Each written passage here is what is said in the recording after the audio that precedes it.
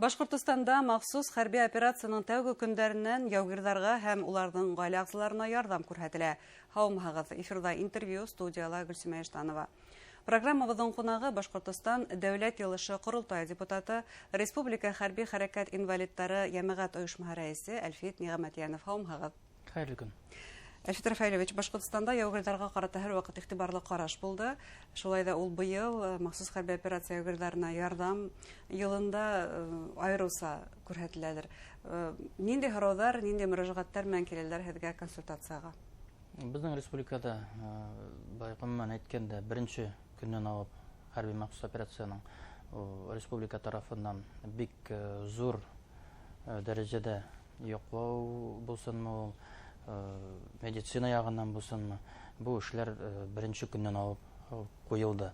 Да инде безнең айрыша әйтеп үтәргә кирәк, безнең врачларыбызны, медицина өлкәсен, безнең башлыгыбыз Ради Фәритулланың карамагы белән бу беренче көннән алып куелды. Отпускка кайтканда да яугирләребез лечение алып китә. Бетеп кайтканнарда инде реабилитация бар, безнең нык зур дәрәҗәдә каралган. Шулай инде барыбер шулай сораулар бар.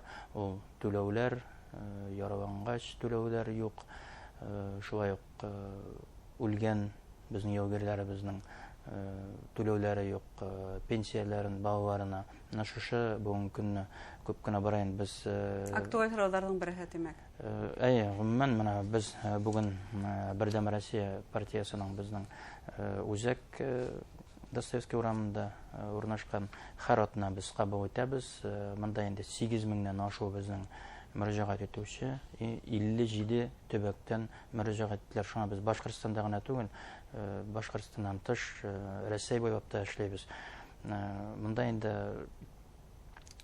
хатта уголовный эшләр дә ачылына, бу хәрби частьләрнең командованиеларына түләүләр булмаган очракта менә азаккы вакытта Самара следствие комитеты белән тыгыз бәйләнештә эшләйбез. Анда очраклар бар. Безнең гарнизонда андый очраклар юк дип әйтәйек. Шуңа вакытында эшләп алып чыга алабыз. Булда эшләп испатлап тора, игътибарлы мөнәсәбәт торганда. Шулай бит. Шундый сораулар күп туып тора инде. Яугирлар һәм аларның гаилә әгъзалары үзләренең хокуклары турында беләме? Нимә турында моны түләүләр тинегез? Ул белмәүдән килеп сыгам түләүләрдә алмаулары. Монда белмәүдән генә түгел, бу хәрби частьләрдә эшсезлек, тәртипсезлек дип әйтәйек. Менә шуны без следствие белән тәртипкә җайга салып киләбез. Элек булса удостоверение бар, без ул удостоверениеларны хәзер нольга чыгардык дип әйтергә була. Без аны башлаганда менә полковниклар следствие белән бу темпта без эшләп барсак, бер ел эчендә моны бетерәбез дип әйткәнек. Менә шушы алып чыгалды. Хәзер удостоверение бар, яугирләргә бирелә барып кергәчтә. Шунысы әһәмиятле. Менә безнең Башкортстаныбызда бу безнең Уфа гарнизонындагы хәрби следствие комитеты белән эшләнгән эш бергә военкомат белән безнең Башкортстанда Уфада революционная 156 том йортында инде бу ВВК безнең хәзер бар. Бу нәрсәне аңлата. Безнең яугирләр отпускка кайтканда бар авыр яугирләр, аяклары йөрүгә авыр или кул эшләп бетмәй, частька кайтырга авыррак. Менә шу вакытта яугир военный комиссариатка бара, военкомга, аңардан направление алып, военно-врачебный комиссияга монда Уфага килә. Менә шунда частька кайтып тормыйча военно-врачебный комиссия үтә ала. Бу яңрак мөмкин булган хәл була башлана. Бу менә без бер ел чамасына якын эшләп киләбез. Былтыр июль айларында ачылды бу мөмкинчелек. Бугаса бу проблема булып килә ине шулай. Снапта тимәк ниндидер һораулар яйга һалына мөрәҗәгатьләр буенча. Әлбәттә бу менә безнең яугирләребезгә җиңеллек бирә. Чөнки группа В дигән бар, группа Д. Менә шушы безнең яугирләребезнең бар икән, частька кайтып тормаска, монда үтәләр, өйдә булалар. Шуңа Шәскә сообщаться ителә, комендатура белән дә сообщаться ителә, Следственный комитет белән дә сообщаться ителә. Ул әлбәттә китә безнең Екатеринбург өлкәсенә, Центральный военный округка, военно-врачебный экспертизаның центрына үзәгендә, анда подтверждаться иткәч, шәскә җибәрелә. Менә шу без күп кенә яугирларны монда ВВК үткәреп, увольнять иткән булды. Реабилитацияга килгәндә был хокук уларның тулгынса тормышка ашырыламы? Реабилитация килгәндә бу бик югары дәрәҗәдә Башкортстаныбызда безнең куелган эшләп килә. Ул санатория бар булсын, ул безнең госпиталь ветераны булсын, кардиат центры, кайсы врач бар кирәк, менә шу гомумән бик тыгыз бәйләнештә эшләнә. Безнең госпиталь ветерановка врачларга килгәч тә, врачларында зур дәрәҗәдәге врачлар, ул бөтен сугышта үткән егетләрне өлеше иткән врачлар безнең ничәмә дистә елга.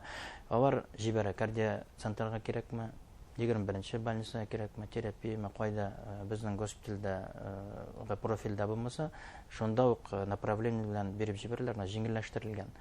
Яугир безнең саклык талы хәзер асылды санаториядә шулай реабилитация үтәгән. Анда менә безнең Яшел Русчада менә санатория безнең башлыгыбыз тарафыннан куелды, Ради Фәртовның указаниесе белән, ул да менә хәзер әйбәт кенә эшләп алып китә. Анда санатория.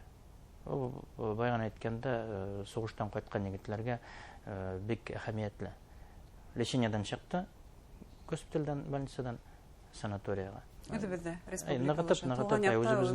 Нагытып та чыга сәламәтлек. Барыла ярдәм итеп торганда. Барысы да безнең санаториялар бик әүзәм эшләделәр, алар күп эшләделәр, әлдә ул эш бара. Менә ул безнең Россиядә беренче бу башланган бу опыт дейик. Ул бүтән төбәкләрдә булмады анда реабилитация. Безнең Башкортстан беренче булып алып китте бу реабилитацияны санаторияда. Гомумән лечениедән соң, больницадан чыккач, санаториягә кереп, мәшә алган лечениене ныгыту, бу ортабанда безнең яугирләргә уңайлы тәэсир булачак, чөнки лечение вакытында без алмасак, реабилитация алмасак, ул соңдан катлаулы шул ук инвалидлеккә да китереп чыгарга мөмкинчелек бар. Менә безнең бүгенгә төп мәсьәлә солдатларны бешейтеп, ныгытып реабилитация бирү. Менә шушы. Был медицина реабилитация гына торганда түгел бит, шулай бит, оның психологик реабилитация ла бар. Улар барыла комплекслы башкарыла. Комплекслы ул башкарыла, ул безнең менә шулай ук безнең Бердәм Рәсәй центрында хукук медицина ягыннан гына түгел, безнең психологлар да эшли атна сайын. Анда ук менә беренче шул ук безнең Башкортстаныбызның психоневрологик диспансердан да барулар, психологлар кирәк булса инде, психиатрлар да эшли. Психолог белән психиатрга барырга куркырга кирәкмәскә кирәк ул. Менә ул барыбер сугыштан кайткач без үзебезне нык дип шуттасак та, барыбер кайдадыр безнең күңелдә каушау кала. Менә шу вакыты белән үзенең эшен эшләй. Шуңа күрә кайту белән үзеңне врачларга бирергә кирәк. Ашанып тапшырырга. Ашанып тапшырырга, алар профессионал алып чыгалар.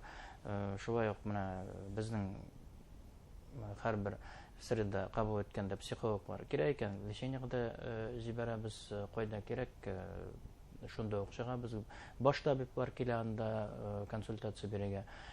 Нык уңайлы менә шундыйлар. Безнең защитник отечества да психологлар, көчле психологлар эшләй. Менә шулардан барырга куркмаска кирәк. Бына хәзерге һәм җәмәгать оешмалары, улар ни тиклем ярдәм итә егетләребезгә, ветерандарга? Безнең ул шундый формаларга берләшү җәмәгать оешмалары, кайдалар бына һеҙҙең оешма бар, унан тыштагы башка ветерандар оешмалары бар, төрле хәрби берекмәләр буенча берләшәләр. Бу оешмаларның иң мөһиме асылы нәрсәдә? Асылы шунда, анда бар электән кайткан ветераннар.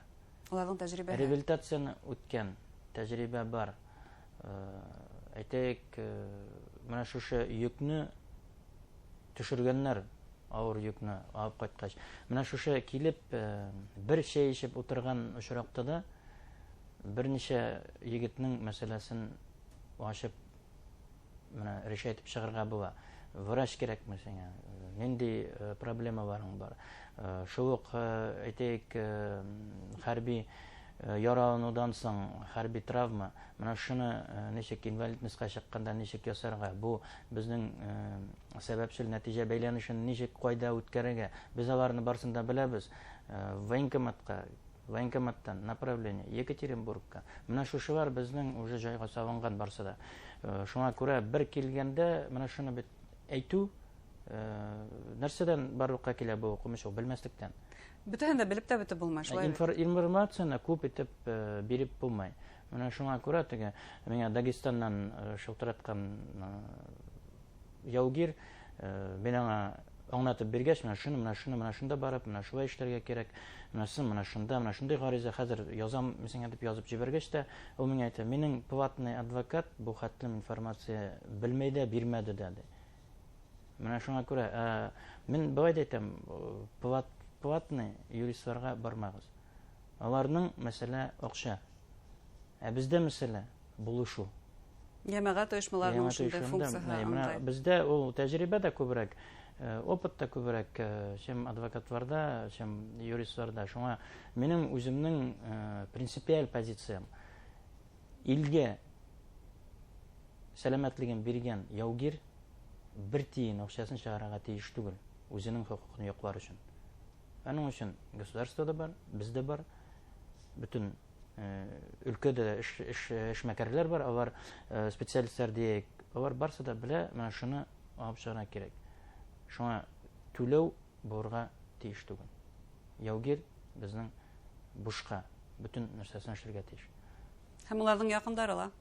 Гаилә әгъзалары менә күп кенә безнең мөрәҗәгать итәләр, без аларга булышабыз, шулай ук кай вакытта кирип тә менә хәл белеп чыгабыз. Әле генә менә 1 июль безнең хәрби ветераннар көне үземнең районга кайтканда менә кирип десантчы халык булган минем күрше авылдагы Фиделис Әхмәтовның әнисе белән кирип хәлен белеп сөйләшеп шулай әйтеп чыктык. Менә ул безнең җәмәгать оешмасында менә шундый кешелекле эшләр дә бар. Кирип хәл белеп, хәл сорашып, бармы нинди сорауларыгыз дип менә шу бер шәй утырып эчеп чыгуда аларга табан менә безнең ветераннарның бурычыбыз дип кабул итәмен. Рәхмәт әңгәмәгезгә, уңышлар теләбез ишекезгә. Хөрмәтле тамашачылар, шулай итеп безнең студияла Башкортстан дәүләт йылышы Корылтай депутаты, Республика хәрби хәрәкәтләр инвалидтары җәмәгать оешмасы рәисе Әлфит Нигъмәтиянов булды. Игътибарыгызга зур рәхмәт.